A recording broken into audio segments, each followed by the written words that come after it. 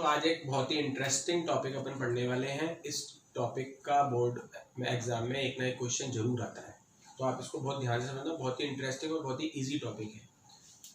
ये टॉपिक है प्रतिरोधकों के प्रकार। हमने प्रतिरोधक पढ़े थे। प्रतिरोधक वो होता है जो किसी भी परिपथ में प्रतिरोध प्रोवाइड करता है, ये होता है प्रतिरोधक। और ये जो प्रतिरोध देता है वो होता है आर। तो ये प्रतिरोधक है और जो ये प्रतिरोध देगा वो है आर। अब क्या है, ये दो प्रकार के होते हैं। एक होते हैं तार आबद्ध प्रतिरोध। तार आबद्ध प्रतिरोधक वो होते हैं जो मिश्र धातुओं से बने होते हैं। मिश्र धातुओं में क्या क्या आ सकती है? नाइक्रोम, कांस्टेंटन और मैग्नीज। तो विभिन्न प्रकार की धातुओं को पिघलाकर और उनको मिलाकर इन धातुओं का निर्माण किया गया। इनको इसलिए बनाया जाता है क्योंकि इन सभी धातुओं में दो बातें होती हैं, दो गुण होते हैं इनके। इनका प्रतिरोधकता तो उच्च होती है और इनकी प्रतिरोध ताप गुणांक निम्न होता है। तो प्रतिरोधकता तो उच्च होने का मतलब है हमें प्रतिरोध बनाना है, तो प्रतिरोधकता तो उच्च होनी चाहिए। जिसकी प्रतिरोधकता उच्च होगी उसका प्रतिरोध भी उच्च होगा, तो इसलिए इसकी प्रतिरोधकता तो बढ़ानी पड़ती है हमें। और प्रतिरोध ताप गुणांक कम होना चाहिए, मतलब ताप बढ़ाने पर इसके प्रतिरोध में कोई परिवर्तन नहीं होना चाहिए। तो ऐसे पदार्थ जिनका अल्फा की वैल्यू कम होती है तो उनके ताप बढ़ाने पर प्रतिरोधक के मान में परिवर्तन ज्यादा नहीं होता है, इसलिए अल्फा कम और रो ज्यादा होता है और इनका उपयोग प्रतिरोधक बनाने में किया जाता है। लेकिन इनसे जो प्रतिरोध मिलता है वो कुछ ओम का ही मिलता है, 100 ओम, 50 ओम, ठीक है। लेकिन हमें तो बहुत ज्यादा प्रतिरोध चाहिए, 10 की घात 4 ओम चाहिए, 10 की घात 5 ओम चाहिए। तो फिर हम इससे काम हमारा चलेगा नहीं, फिर हमें दूसरे प्रकार के प्रतिरोधकों का निर्माण करना होता है जिनको कहते हैं कार्बन प्रतिरोधक, ठीक है। ये कार्बन से बने हुए होते हैं, सस्ते और छोटे होते हैं और उच्च प्रतिरोध प्राप्त करने के लिए इनको बनाया जाता है। इनके दो सिरे होते हैं, तो दोनों सिरों को परिपथ में जोड़ दिया जाता है। अब कार्बन प्रतिरोधक के लिए एक बहुत ही इंटरेस्टिंग टॉपिक आता है, कार्बन प्रतिरोधक के लिए रंग संकेत। मतलब इनमें क्या होता है, ये ऐसे छोटे से चावल के दाने के बराबर के प्रतिरोध होते हैं, छोटे से इस प्रकार के। आप अगर किसी इलेक्ट्रॉनिक डिवाइस में देखोगे तो आप अगर आपके पास टूटी हुई कोई डिवाइस पड़ी हुई है तो आप उसको खोल के देखना, आपको ऐसा चावल के आकार का एक छोटा सा इतना सा प्रतिरोध मिलेगा जिसके ऊपर 4 रंगीन भले होंगे। तो ये 4 रंगीन जो भले होते हैं उनके बारे में हम स्टडी करने वाले हैं। इन रंगीन भलों को देखकर ये पता लगाया जा सकता है कि इसका प्रतिरोध कितना है, ठीक है। तो हमारा टॉपिक है कार्बन प्रतिरोधक के लिए रंग संकेत। मतलब हम कलर के हिसाब से पता लगाएंगे कि ये कार्बन प्रतिरोधक का प्रतिरोध कितना है। तो पहले इसकी दो टेबल मैंने आपके सामने बना रखी है, उनको समझो। इन टेबल को समझा रहा हूँ मैं सबसे पहले। तो इसको समझने के लिए आपको मैं एक लाइन बता रहा हूं, इसको याद रखने के लिए एक ट्रिक है। BB Roy from Great Britain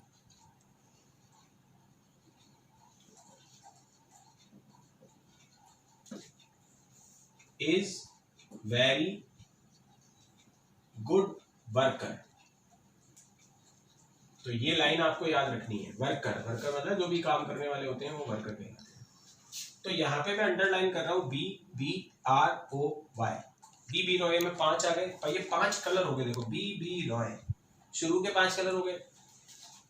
फिर ग्रेट ब्रिटेन, ग्रेट का G, ब्रिटेन का B, ग्रेट का G, ब्रिटेन का B। Very good worker, very good worker, very good worker. तो इस तरीके से ये 10 कलर्स को याद रखने का एक तरीका है। बीबी रॉय एक व्यक्ति था, कहाँ का रहने वाला था? ग्रेट ब्रिटेन का, और बहुत अच्छा वर्कर था। तो इसका हमने एक लाइन बना दी और लाइन बना के हमने इसको BB Roy, Great Britain, very good worker से 10 कलर को इस तरीके से अरेंज कर दिया। अब इसमें 3 बी आते हैं, बी और ये बी। तो बी 3 बी से 3 कलर होते हैं, ब्लैक होता है, ब्लू होता है और ब्राउन होता है। अब ऊपर कौन सा रखा जाए, नीचे कौन सा रखा जाए? तो ये ध्यान रखना, जो सबसे गहरा कलर है ब्लैक वो सबसे ऊपर आएगा, सबसे डार्क कलर को सबसे ऊपर रखना है। अब ब्लैक के बाद इन दोनों में से गहरा कौन सा होता है? ब्राउन, भूरा कलर, तो ये सेकंड नंबर पे आएगा। और ब्लू कलर होता है बिल्कुल लाइट हल्का नीला कलर, तो ब्लू आएगा 3rd नंबर पे। मतलब हमें ऊपर गहरा कलर और नीचे हल्का कलर रखना है। तो उस हिसाब से ब्लैक, ब्राउन और ब्लू को अरेंज कर दिया। इसी प्रकार 2 G आएंगे हमारे पास, एक G आएगा, एक यहाँ G आएगा। एक होता है ग्रीन, हरा रंग, और एक होता है ग्रे, जिसे धूसर रंग बोला जाता है। तो इन दोनों में से हमें ऊपर कौन सा रखना है? जो गहरा है। ग्रीन गहरा होता है, हरा रंग गहरा होता है, और ग्रे मतलब धूसर रंग, वो बिल्कुल व्हाइट के आसपास ही होता है। अगर उसमें से थोड़ा सा कलर निकाल ले तो व्हाइट हो जाता है वो। तो ये मानो ग्रे बिल्कुल हल्का कलर होता है, तो ग्रीन ऊपर आ गया देखो और ग्रे नीचे चला गया। ग्रे का नाम होता है हिंदी में धूसर रंग बोलते हैं इसको। तो इस तरीके से हमने कलर बी से ब्लैक, बी से ब्राउन, फिर आर से, ये बाकी तो आपको पता ही है, आर से रेड होता है, ओ से ऑरेंज, वाई से येलो, फिर जी, 2 जी हैं तो ग्रीन ऊपर रखना है, ग्रे नीचे रखना है, बी से ब्लू, वायलेट और व्हाइट। इन सबको होने के बाद यहाँ पे हमें इनको नंबर देने होते हैं। इन नंबर को बोलते हैं वर्ण कोड। वर्ण मतलब रंग, रंग का कोड क्या है, तो 0 से नंबर देना हमें प्रारंभ करना है, 1 से नहीं देना है। कहां से देना है, 0 से, और क्रम से देते हुए जाना है 0 1 2 3 4 5 6 7 8 9। इसके बाद अगला कॉलम है 10 की घात का, मतलब 10 की घात अगर हमें कहीं लगानी पड़े तो हम ये कलर के हिसाब से क्या घात लगाएंगे, तो जो इसका वर्ण कोड होता है वही इसकी घात होती है।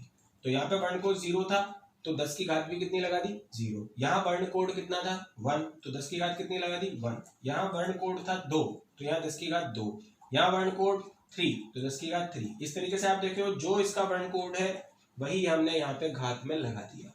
तो एक टेबल तो हमें ये बनानी आनी चाहिए, B Roy Great Britain very good worker.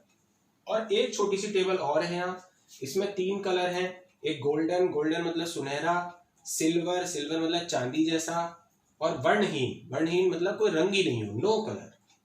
तो इनका काम केवल इतना सा है, या तो 10 की घात में ये दोनों काम आ सकते हैं, कभी कभी 10 की घात हमें लगानी पड़ सकती है इन कलर के हिसाब से। ये 10 की घात -1 लगाते हैं और इसमें 10 की घात -2। देखो यहाँ 10 की घात सारी प्लस में है, केवल सुनहरे और चांदी में 10 की घात माइनस में होती है। और एक पॉइंट आता है सहनशीलता। गोल्डन की सहनशीलता होती है ±5%, सबसे कम होती है। जिसकी सहनशीलता सबसे कम है वो सबसे अच्छा प्रतिरोध माना जाता है। तो गोल्डन प्रतिरोध सबसे अच्छा है क्योंकि इसकी सहनशीलता सबसे कम है। चांदी जैसा यानी सिल्वर का ±10% होती है सहनशीलता। और अगर कोई कलर ही नहीं हो, बिना कलर की कोई रिंग, ऐसी रिंग मतलब रिंग गायब हो ही नहीं रिंग, तो फिर उसको हम ±20% मानते हैं, वो सबसे बेकार कलर, बेकार वाला प्रतिरोध माना जाता है। तो अब इस पूरे को हम, ये तो हमने समझ लिया कि किस तरीके से ये पूरी टेबल बनी है, लेकिन इसका क्वेश्चन कैसे आएगा वो हमें अभी यहाँ पर समझना है। तो क्वेश्चन कैसे आता है वो मैं आपको बता रहा हूँ। इसमें 2 प्रकार से क्वेश्चन बनते हैं बच्चों। एक तो आपको सबसे पहला क्वेश्चन बता रहा हूँ, आपको एक कार्बन वलय दे दिया जाएगा, बोला जाएगा ये कार्बन प्रतिरोध है, और इसमें 4 रंग दे दिए जाएंगे, ऐसे वलय दे दिए जाएंगे आपको 4। एक वलय ये दे दिया जाएगा, फिर दूसरा वलय होगा ऐसे करके, तीसरा वलय, और ये चौथा वलय। ऐसे 4 वलय आपको देके फिर इनके रंग दे दिए जाएंगे। अब रंग कैसे दिए जाते हैं, पहले 1 2 3 तो इस टेबल में से दिए जाएंगे। जैसे मान लो रेड दे दिया पहला, लाल रंग, दूसरा दे दिया ब्लू, तीसरा कलर आप मान लो ऑरेंज, और चौथा जो कलर है वो इस टेबल में से दिया जाता है जैसे गोल्डन। 3 कलर तो इस टेबल में से और चौथा कलर इस टेबल में से आपको दिया जाता है। अब इसका प्रतिरोध आपसे पूछा जाएगा। ऐसा कार्बन प्रतिरोध देने के बाद क्या पूछेगा वो आपसे कि इसका प्रतिरोध बताओ। तो क्या करना है आप समझो ध्यान से। सबसे पहला कलर देखना है कौन सा है, रेड। रेड कौन से नंबर पे आ रहा है, 2 नंबर पे, तो यहाँ पे लिख देना है 2 नंबर। ठीक है, पहला कलर किस नंबर पे आ रहा है, 2 नंबर पे, 2 लिख दिया। ब्लू कलर, ये ब्लू कलर कौन से नंबर पे आ रहा है, 6 नंबर पे, 6 लिख दिया। 26 हो गया, ये 2 इसका लिखा है, 6 इसका कोड लिखा है। अब लगाएंगे गुणा का निशान। तीसरा कलर है ऑरेंज, कहाँ है ऑरेंज, ये रहा। ऑरेंज में देखेंगे 10 की घात, तीसरे कलर से लिखेंगे 10 की घात। ये पहले कलर से, ये पहला कलर, ये दूसरे कलर से लिखेंगे दूसरा अंक, और तीसरे कलर से 10 की घात लिखेंगे। तो समझ गया, पहले कलर से पहला अंक, दूसरे कलर से दूसरा अंक, तीसरे कलर से 10 की घात गुणा करके। और जो चौथा कलर होगा गोल्डन यानी सुनहरा, इससे लिखेंगे सहनशीलता ±5%। ये चौथे कलर से आती है, चौथा कलर। तो पहला कलर, दूसरा कलर, तीसरा कलर से 10 की घात और चौथे कलर से सहनशीलता लिखनी होती है, फिक्स है ये। और लास्ट में आपको मात्रक लगाना है ओम, क्योंकि प्रतिरोध निकाल रहे हो तो प्रतिरोध का मात्रक लगाना जरूरी नहीं। तो आधे नंबर तो आपके 1 नंबर का आएगा तो आधा ही मिलेगा, क्योंकि आधा नंबर आपका ओम का कट जाएगा। तो इस तरीके से आपको एक पहला क्वेश्चन कार्बन वलय दिया जाएगा। कार्बन वलय का प्रतिरोध आपको इस प्रकार से निकालना होता है, पहले वलय से पहला अंक, दूसरे वलय से दूसरा अंक, तीसरे वलय से 10 की घात और चौथे वलय से सहनशीलता को हमें लिखना होता है। तो ऐसे क्वेश्चन आप 2-3 खुद भी बना के अपने हिसाब से, बस चौथा वलय इसमें से बनाना, बाकी 3 वलय इसमें से बनाना, ठीक है। तो ऐसे कुछ क्वेश्चन आप अपने आप भी सॉल्व करना घर पे। एक तो मैंने बता ही दिया, इसको ध्यान से देख लेना।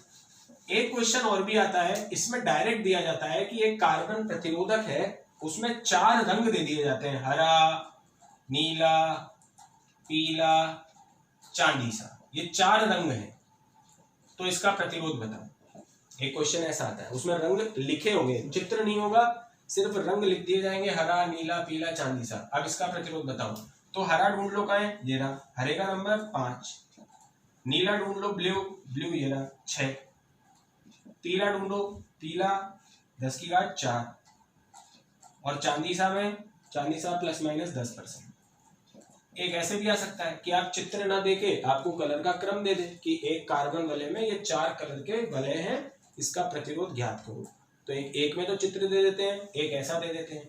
कई बार क्या करते हैं कि एक कलर छोड़ देते हैं, यहाँ पर कोई कलर नहीं है और आपको ये प्रतिरोध दे देते हैं और पूछते हैं यहाँ पे कौन सा कलर आएगा। ये कलर दे दिया हरा, ये दे दिया नीला, ये पूछ लिया, और ये दे दिया चांदी सा। तो 5 नंबर पे हरा आ गया, 6 नंबर पे नीला आ गया, 4 नंबर पे जो आएगा वो यहाँ आएगा। 4 नंबर पे क्या आ रहा है, पीला, तो यहाँ लिख दोगे पीला, ये आंसर आपका पीला हो जाएगा।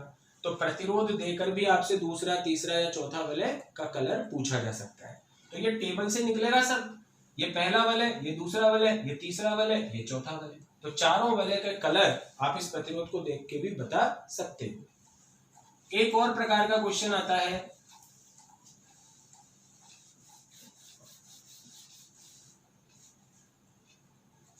उसमें यही होता है कि आपको प्रतिरोध दे देगा, जैसे 23 इंटू 10⁻⁷ प्लस माइनस 20% ओम। अब इसमें प्रतिरोध, इसमें कलर्स का क्रम बताना है आपको। तो आप 2 नंबर ढूंढो, 2 नंबर पे कौन सा कलर है, रेड, लाल रंग।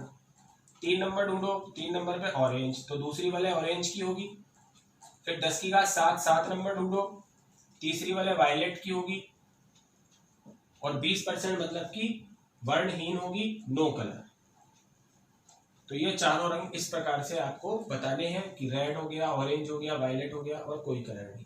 तो ये घुमा फिरा के 2-3 प्रकार के क्वेश्चन, लेकिन इस टेबल को जो अच्छी तरीके से पढ़ लेगा, याद कर लेगा, तो वो इस प्रकार का 1 नंबर का कोई भी क्वेश्चन फटाफट कर लेगा। और इसको आप ध्यान से याद करो, ऐसे क्वेश्चन खुद 3-4 बनाओ, बना के उसकी प्रैक्टिस करो।